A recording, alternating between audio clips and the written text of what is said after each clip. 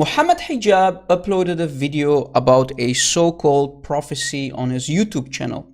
Yes, the same Muhammad Hijab who fears for a tsunami of ex-Muslims. The same Muhammad Hijab who said that Elijah means... Also, the word Elijah in the Hebrew language means God is with us.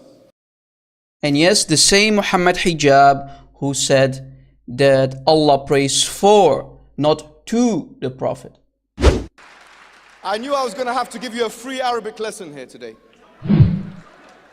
I knew it. And that's why the translators put for, not to the Prophet. You don't know what the words in Arabic mean. Don't speak salah. Come on, please, don't embarrass yourself. According to Mr. Hijab, what did I say? And he's here saying that he prays to the Prophet. What did I actually say multiple times? Surely Allah and His angels pray for the Prophet. Allah and His angels pray for the Prophet. What's the correct translation? And that's why the translators put for, not to the Prophet. Then Mimi Hijab came back and said, no, I made a mistake. I didn't meant to say Allah prays for, not to the Prophet. No, I made a mistake. I made a huge mistake. I meant to say Allah praises the Prophet. But wait a second, Muhammad Hijab. Muhammad Hijab, all praise is to Allah alone. Alhamdulillah faqat. Only and only for Allah is the praise in Islam. So instead of doing damage control, you made it even more worse for yourself, Muhammad Hijab. And you made it also a hell of a lot of worse for your own Prophet. You just called Allah the slave of Muhammad. You are out of Islam, my friend. You just called Allah the slave of Muhammad. That means you are a worshipper. You are a slave of Muhammad. And Muhammad is God of Allah. Muhammad is your God. Are you a mushrik, Muhammad Hijab? Yes, you are. That means you are out of Islam. You just became an apostate.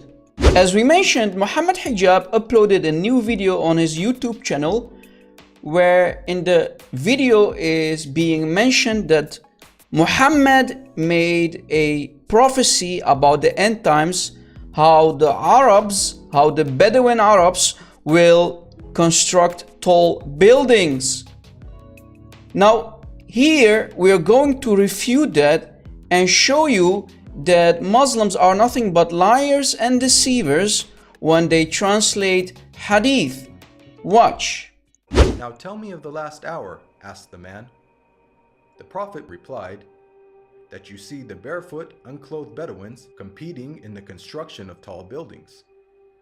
Today we find in the Arabian Peninsula, the Bedouins who used to be impoverished herders of camels and sheep are now not only competing with one another, but also the entire world to construct the world's tallest buildings. Muslims are desperate to find just one prophecy from their self-proclaimed Prophet Muhammad.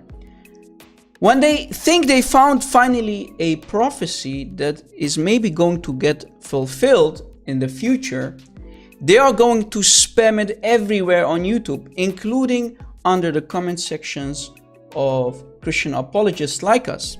So this guy, Keksi, a Muslim, when he found out that Muhammad Hijab uploaded a video about a so-called prophecy that is going to be fulfilled in the future, in the end times, in the last days, he said, and I quote, Islamic prophecy is that one of signs of end of days will be Arab farmers competing in tall buildings. Now the word is not farmers, the word is shepherds. So how did farmers become shepherds? And as we mentioned, the hadith in the Arabic does not say tall buildings. This is a lie. This is a deception in the English translation of the hadith. So the word tall buildings is not in the Arabic hadith. To make it even more worse for this person, Keksi, and many other Muslims who are watching this video, Let us see what the Prophet of Islam, what he said about farmers. You're the one who mentioned the word farmers. Let me show you what your Prophet said about farmers and how he insulted farmers. This is Sahih al-Bukhari. It says, quote unquote, I saw some agricultural equipment and said, I heard the Prophet of Islam saying, there is no house in which these equipment enters except that Allah will cause humiliation to enter it. Humiliation to enter it?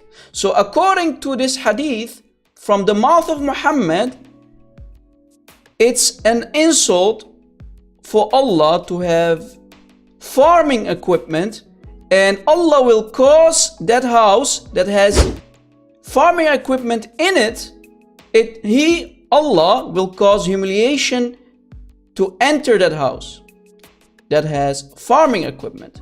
Do you see what your Prophet actually thought about farmers and farming? So actually it's an insult, and Allah will cause you humiliation. Allah will humiliate your house if you are a farmer. So Allah will humiliate the house of a farmer. What have farmers done to Islam? What did farmers do to Allah? What did the farmers do the Prophet of Islam? Well, we should ask ourselves here. Clearly Muhammad did not like farmers. Muhammad wanted Muslims only to fight in the name of Islam, only to do jihad. Farming is for the weak. Farming is for non-Muslims. Muslims can only fight for Islam. Jihad is the only work, as you see in front of you. We just explained to you how Muhammad thought that farming is nothing but an insult, and Allah will humiliate you, and He will humiliate your house if you have farming equipment in your house as a farmer. Your only job is to do jihad fi sabilillah. So doing jihad is the true work of a true Muhammadan Muslim. Farming is for non-Muslims, and Allah loves to humiliate non-believers, right, Muslims? So your Prophet actually insulted farmers. Well, farming is actually a very honest job. Your Prophet was actually being very nasty towards farmers.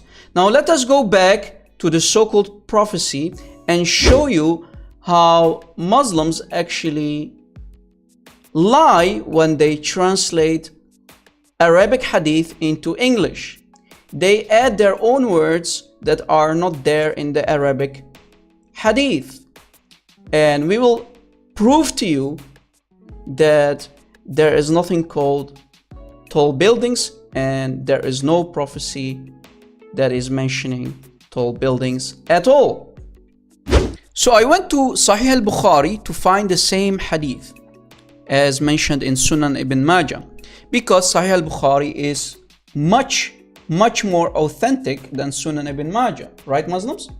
If we read the following in Sahih al-Bukhari, hadith number 7121, we can see the exact same words that are mentioned in Sunan Ibn Majah in the Arabic text.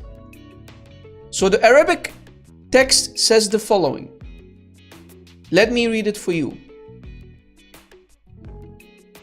Rasulullah sallallahu alayhi wa sallam قال وحتى يتطول الناس في البنيان.